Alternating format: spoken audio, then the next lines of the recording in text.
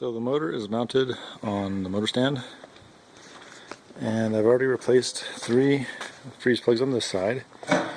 As you can see, 2 of them are brass and 1 is steel. I would have preferred all brass, but they only had 4 brass and 2 steel, so the brass won't corrode, but the steel could in the future, so I'm going to make sure I always use that good green antifreeze. And of course the oil filter's out, and the drain plug, I've drained the oil, and the engine is on its side right now. It's a nice thing about the stand is I can crank it to any position using that crank. So I'm working on the other side now. Oops, I just dropped one of my brass ones. But what I do is I stick it in there. Well, I should have the engine turn more, but I can't because that mounting bolt hits the frame. So this is as far as I can turn it. But once I get that in there,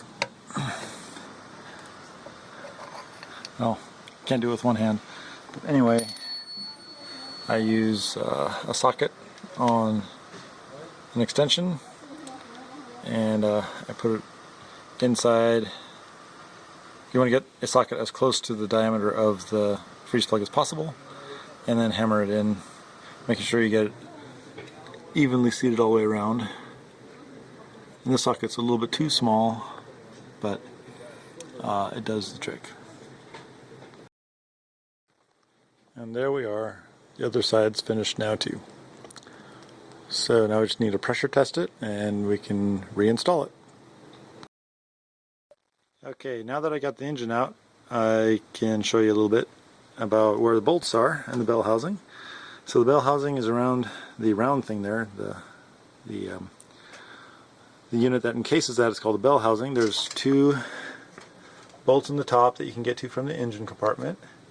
Then there is another bolt right there that you have to get to from underneath, and another bolt just below it. That one in the middle, between the upper and the lower bolt holes, is actually a pin that the engine has a pin that goes into that hole. And then there's 2 holes on the bottom. And then over here is where the starter mounts. There's one on the bottom and one above it. That little round indentation there is where the starter goes. And right above the top bolt on the starter is another bolt that you have to get to from behind. Another pin hole, and then right above the pin hole is another bell housing bolt that bolts the transmission housing to the engine. Alright, and then this is what the flywheel connects to. There's the 4 bolts there. That this is an automatic. A manual would have I believe the clutch would be right here. So this is where you have to remove the flywheel bolts from the transmission. That's what I was showing before through that little window. And I've got the engine over here on the stand. And on the stand here, I've got the stand tilted right now because I was putting the freeze plugs back in. But see, the 2 pins there on the top go into where you can get to from the engine compartment. That goes into the same mounting hole. And then there is the upper bell housing mounting bolt that I don't have in right now. That's the pin that I was talking about, and that's the bottom mounting bolt.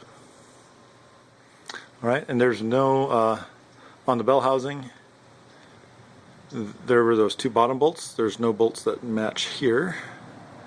And then we got the bottom bolt there, another bolt there, and a pin. So I think I actually got that backwards. So on this side there's a pin on the top and a bolt on the bottom, and on this side there is a bolt on the top and a pin on the bottom, and then the 2 on the top. Now, from what I understand, the 429 and 460 engines have the same bolt pattern, so it should be compatible with the 460 engine, the 429, and all the 351 series, the Windsor, Cleveland, and Modified. Also, I forgot to mention I took off the flywheel. Flywheel mounts there. Those are the flywheel mounting bolts. And I have the flywheel over here along with the plate that goes between it. So I checked the flywheel for wear. There was a little bit of wear, but nothing to be concerned about. And so I'll put that flywheel back in. There's also a seal back here. That's the seal that I thought was bad on my engine, but seems to be fine, at least by looking at it. I'm going to pressure test it to find out for sure. Now looking around a little more in the engine compartment, that is the motor mount and the other motor mount there. You got some miscellaneous belts. That's where the heater core is. And over on this side, I've got the air conditioner tied up and the fuel pump, or sorry, the power steering pump tied up there. And so down in here, we've got some miscellaneous fluid lines. It looks like that's for the coming from the radiator, the exhaust pipes. So it's pretty simple once you get the engine out. There's not really a whole lot to see in here anymore.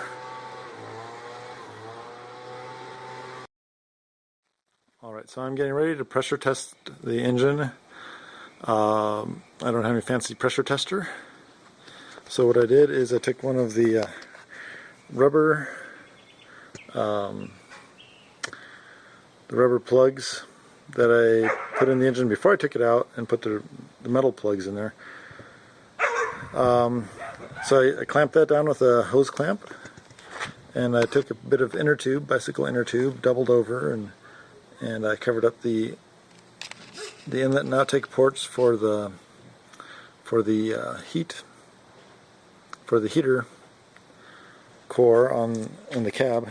And then down here I took the rest of the inner tube and I wrapped it around the hose and clamped it onto here. So I'm going to turn on the water.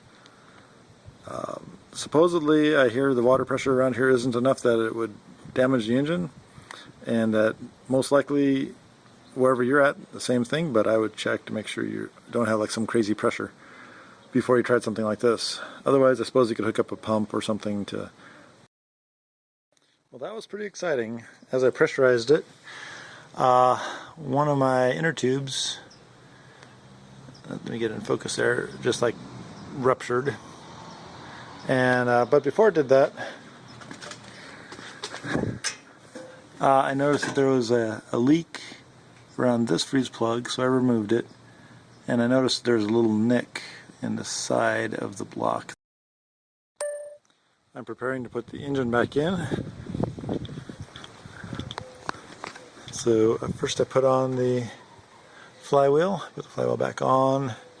Now that only goes on one way because the bolt patterns are offset, even though they look even.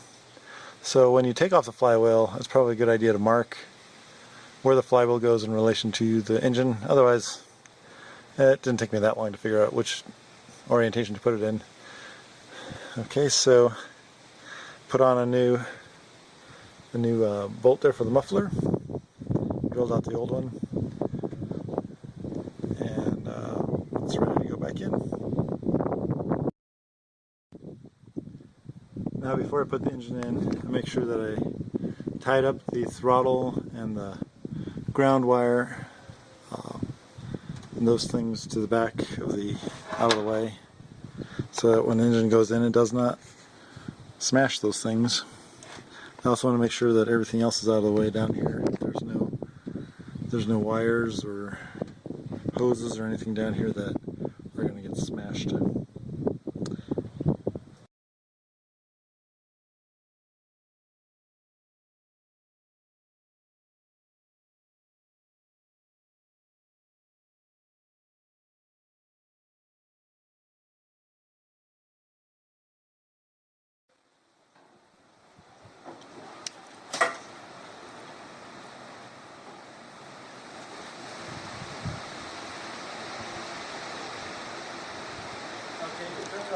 We have to connect the starter. I already did.